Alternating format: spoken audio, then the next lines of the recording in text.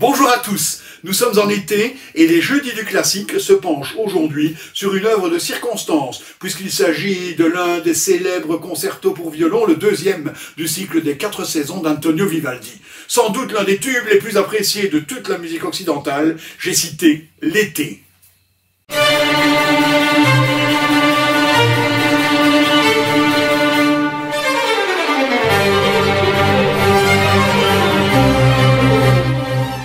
Ce que l'on ne sait pas toujours, c'est que la musique de Vivaldi, qui fait partie du paysage le plus habituel pour les oreilles des mélomanes actuels, n'a été redécouverte que très tardivement, au milieu du XXe siècle seulement, après un oubli quasi total de 2 siècles. Les 4 saisons, qui figurent aujourd'hui parmi les œuvres les plus jouées au monde, ont été totalement inconnues jusque dans les années 1920, et ne trouveront un véritable succès discographique qu'en 1948. Il existe pourtant aujourd'hui plus de 1000 enregistrements de nos 4 concertos dans leur version originale ou mis à diverses sauces allant du jazz à l'électronique. Ce sont en fait les œuvres de Bach, composées d'après un compositeur italien inconnu, qui ont attiré l'attention des musicologues sur Vivaldi et qui ont permis sa redécouverte. Si le grand Bach avait pris la peine de recopier et de transcrire ses œuvres, il devait forcément en valoir la peine.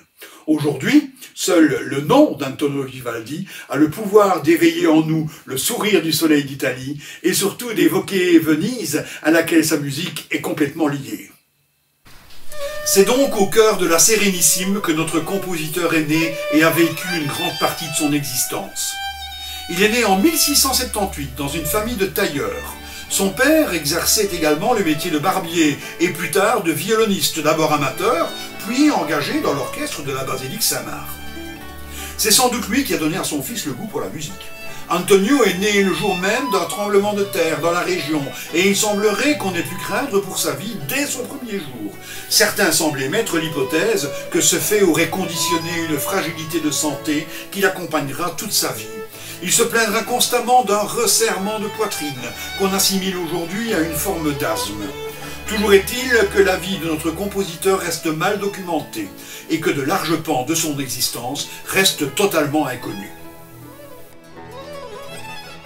Antonio apprit le violon auprès de son père, et il se révéla précoce et extrêmement doué. Tôt admis à la chapelle ducale, il reçut peut-être des leçons de la part de Legrenzi. Ce ne put être cependant que de courte durée, et l'influence reçue minime, car celui-ci mourut dès 1690. Il est certain néanmoins qu'Antonio Vivaldi bénéficia pleinement de l'intense vie musicale qui animait la basilique Saint-Marc et ses institutions, où de temps en temps d'ailleurs, il prenait la place de son père. Mais ce dernier destinait son fils à la prêtrise, et il reçut la tonsure à l'âge de 15 ans, sans abandonner cependant ses activités musicales et le violon, dont il était devenu un virtuose hors pair. Sa santé précaire le conduisit cependant à peu se consacrer à cette vocation ecclésiastique, et grâce à des dispenses de l'Église, il fut libéré des offices. Comme il le disait lui-même, cela ne l'empêcha pas de porter la soutane et de ne jamais se séparer de son bréviaire. Le musicologue belge François-Joseph Fétis contribua à répondre cette délicieuse anecdote aujourd'hui démentie, selon laquelle le compositeur aurait été déchargé de ses fonctions religieuses parce qu'un jour, disant sa messe quotidienne, il lui serait venu une idée musicale dont il fut charmé, et dans l'émotion qu'elle lui donnait, il aurait quitté sur le champ l'autel pour se rendre à la sacristie pour écrire son thème avant de revenir achever sa messe. Déféré à l'acquisition, il aurait été heureusement considéré comme un homme dont la tête n'était pas saine, et l'arrêt prononcé contre lui se serait borné à lui interdire de célébrer la messe, tout simplement. C'est donc à la musique que celui qu'on nommera le prêtre roux, à cause de sa chevelure flamboyante, se consacra de manière assidue. Il devint professeur de violon, maître de musique et compositeur attitré de l'Ospedale della Pietà, où l'on recueillait des orphelines de la ville. La renommée musicale de cet hôpital de la Charité était si importante que d'emblée, le salaire de Vivaldi fut plus élevé que celui de son père à Saint-Marc. Pour les pensionnaires musiciennes, Vivaldi a composé des centaines de concertos et des dizaines de sonates, contribuant encore à en renforcer l'excellence. L'orchestre des orphelines, très diversifié au point de vue instrumental, permettait toutes les combinaisons sonores possibles, de la mandoline au basson en passant par le piccolo ou le violoncelle. La réputation de la Pietà dépassait largement les frontières de la République de Venise et trouvait des échos très élogieux à travers l'Europe entière, drainant des visiteurs mélomanes de tous les coins du continent. On se souvient de l'enthousiasme de Jean-Jacques Rousseau lorsqu'il assista à une séance musicale à la Pietà.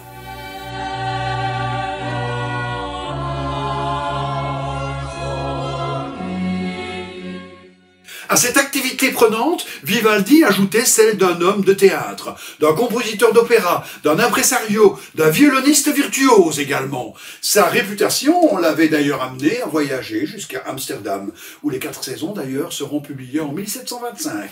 Son succès était important à Londres, à Paris ou à Vienne, et c'est peut-être pour se rendre à la cour de l'empereur Charles VI dans cette ville qu'il quitta Venise en 1740, et qu'il mourut mystérieusement le 28 juillet 1741 dans la pauvreté et l'indifférence générale. La mort de l'empereur mélomane, peu après son arrivée à Vienne, l'aurait-elle privé de son emploi ? Souvenons-nous rapidement que Charles VI souffrit d'une indigestion après avoir mangé un plat de champignons. Ce désagrément se transforma en une maladie qui provoqua 10 jours plus tard la mort du souverain. La mort de l'empereur, sans descendance mâle, excita les appétits de ses voisins et de ses alliés, et déclencha la fameuse guerre de succession d'Autriche, suscitant les mots célèbres de Voltaire « Ce plat de champignons changea la destinée de l'Europe ». En 1740 s'ouvrait donc une période incertaine à Vienne, et sans doute également pour le compositeur nouvellement arrivé. Les 4 saisons d'Antonio Vivaldi sont donc un ensemble de 4 concerti qui s'intègrent à un ensemble plus vaste de 12 œuvres publiées sous le numéro Opus 8. Concerto pour violon et orchestre, elles ne font appel qu'à des instruments à cordes, accompagnés d'une basse continue, et montrent une magnifique évolution et même une maîtrise de la forme du tout jeune concerto de soliste. La forme de concerto était née quelques décennies auparavant et avait trouvé ses premières grandes lettres de noblesse avec le développement du concerto grosso où les violons étaient traités en tant qu'instruments virtuoses par la plume d'un certain Arcangelo Corelli. Il était aussi le résultat de l'émancipation progressive de la musique instrumentale, qui entre autres, grâce au développement de la lutherie, souvenons-nous encore que nous sommes avec Vivaldi à l'époque des grands luthiers de Crémone, comme Stradivarius ou Guarnerius, qui avaient mené les instruments à cordes frottées à un niveau jamais atteint jusqu'alors. Par son nombre très impressionnant de compositions estimées à plus de 500 concertos, Vivaldi figure donc en excellente place parmi les compositeurs du dernier baroque. Baroque. Le mot est lancé. Ce que nous nommons la période baroque s'étend sur un peu plus de 150 ans d'histoire de l'art et est en premier lieu applicable à l'architecture jésuite et aux règles dictées par le Concile de Trente dans sa redéfinition de l'art. Le mot baroque est issu du portugais, qui désigne une perle de bijouterie sans valeur car mal formée, avec des bosses et des creux. Ces irrégularités donnent un sens péjoratif au mot qui désigne un objet raté, irrégulier. Pourtant, le grand auteur Philippe Beauchamp reprendra cette caractéristique pour définir le baroque comme l'art d'harmoniser les contraires. Le baroque n'est donc pas la définition d'une surcharge ornementale, mais d'un mouvement provoqué par les courbes et les contre-courbes et qui, dans le but d'exprimer une émotion puissante et forte, un élan de l'âme, génère un geste fort qui peut produire une ornementation foisonnante. S'appliquant à tous les domaines de l'art, le baroque est aussi musical et animé par le mouvement des lignes mélodiques, des rythmes, des combinaisons diverses de timbres et par la force des choses, par une ornementation parfois luxuriante, conséquence de ce qui précède. La naissance de l'opéra à l'aube du XVIIe siècle en Italie, avec l'avènement d'une mélodie accompagnée, propice à exprimer l'émotion immédiate des protagonistes sur la scène, marque le début de l'époque baroque. On le devine, elle est parfaitement rhétorique. Et c'est cet aspect qui va envahir jusqu'à la musique instrumentale, dans la forme du concerto et de la sonate, c'est-à-dire cette volonté absolue d'exprimer les tourments et les passions de l'âme. Tout le cycle de l'opus 8 de Vivaldi est sous-titré « Il cimento dell'armonia e dell'invenzione », soit la confrontation entre l'harmonie et l'invention, un grand débat de l'époque. Faut-il préserver l'invention, c'est-à-dire l'usage du contrepoint à l'ancienne? Souvenons-nous que Bach avait nommé ainsi ses inventions à 2 voix. Ou faut-il désormais privilégier l'harmonie, soit la mélodie accompagnée, telle qu'elle faisait les beaux jours de l'opéra?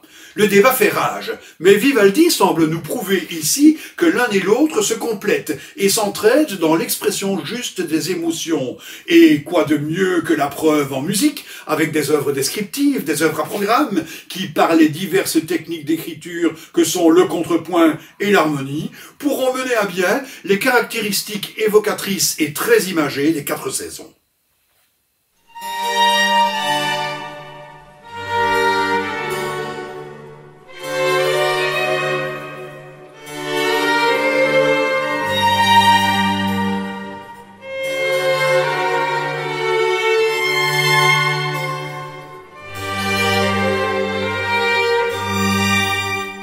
Les artistes de toutes les disciplines ont été fascinés par la nature et les saisons qui en changent tellement les émotions.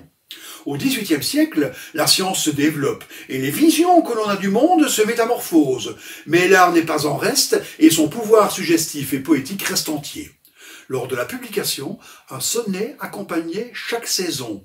Il est imaginable qu'il soit de la plume du compositeur lui-même.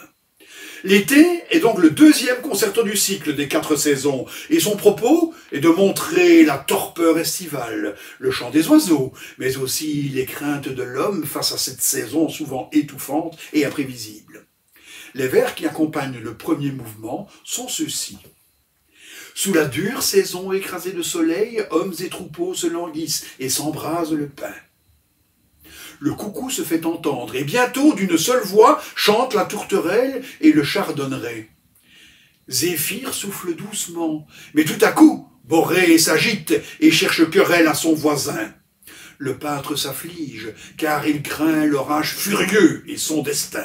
Le violon solo déploie alors ses tours de magie virtuoses pour évoquer le coucou qui se fait entendre avec un écho au violoncelle.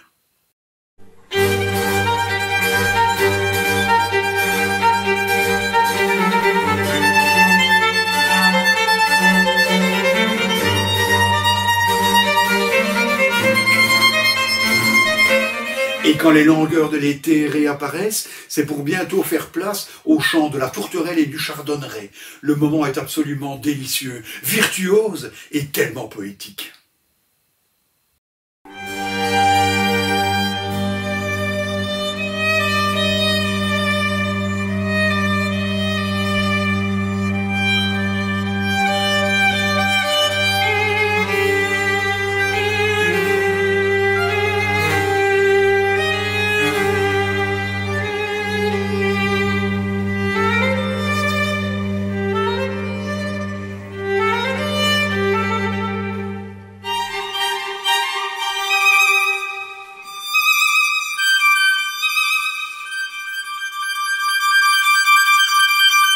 Dans l'enchantement des oiseaux, les vents se renforcent. Un doux souffle d'abord avec le léger zéphyr, mais bientôt la querelle du terrible Borée, ce vent du nord puissant et potentiellement dévastateur, occupe désormais tout l'espace sonore, avec ses traits rapides, annonciateurs de malheur. Jean-Philippe Rameau, en 1755, dans les Boréades, évoque encore la colère de ce puissant Borée, qui, en guise de vengeance, menace de dévaster le pays tout entier. Terrifiant.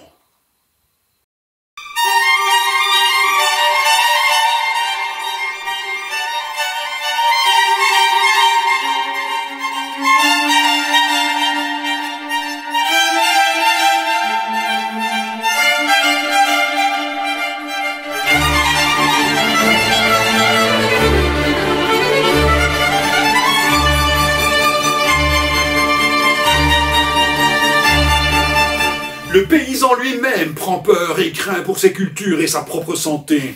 Un violon plaintif chante doucement avec un lyrisme digne des plus beaux lamenti baroques. Le mouvement s'achève dans le vent du nord qui se précise et laisse présager le terrible orage.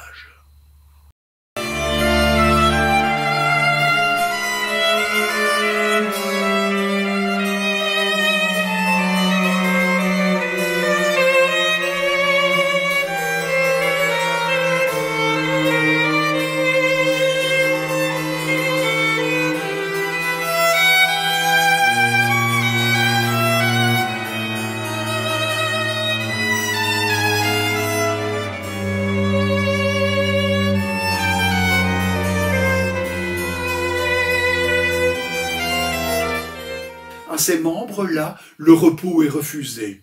La crainte des éclairs et le fier tonnerre, et l'essaim furieux des mouches et des temps. Le magnifique et singulier adagio qu'accompagne ces vers et qui fait office de deuxième mouvement parvient à combiner trois idées qui se succèdent ou se superposent, un véritable défi. La lassitude du paysan est d'abord représentée par le violon solo qui déploie une mélodie faite surtout de longues notes. En accompagnement, les violons de l'orchestre agacent l'homme comme autant d'insectes piqueurs, pinceurs et bourdonnants. Tous sont interrompus par un presto subit et fort, plus qu'une rumeur de tonnerre désormais. Manifestement, l'orage approche. Ainsi se déroule tout le mouvement, qui ne laisse aucun repos à celui qui pourtant semble en avoir tant besoin.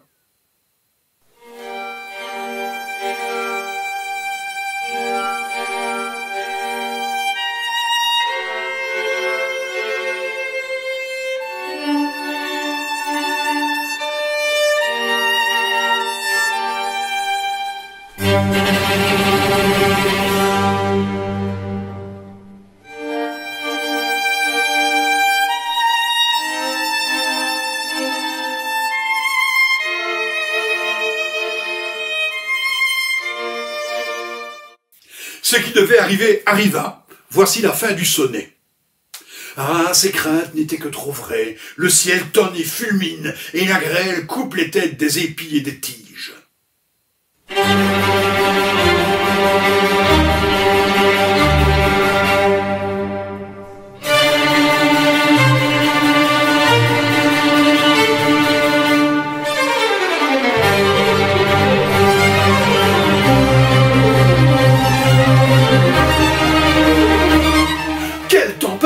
Et quelle virtuosité! D'abord un effroyable tonnerre où l'orchestre tout entier gronde et menace. Ce sont ensuite des déferlantes d'éclairs symbolisées par de grandes et rapides gammes jouées par le soliste et par les violons des tout-petits. La musique semble vouloir évoquer le chaos, l'incertitude et l'imprévisibilité. Et cela dure. L'homme prend la mesure de sa modeste place dans une nature qui peut être hostile et qui peut le réduire à néant. Il est comme sous le choc de ce titanesque séisme climatique. Observons au passage l'extraordinaire modernité rythmique et le sens descriptif hors du commun d'Antonio Vivaldi.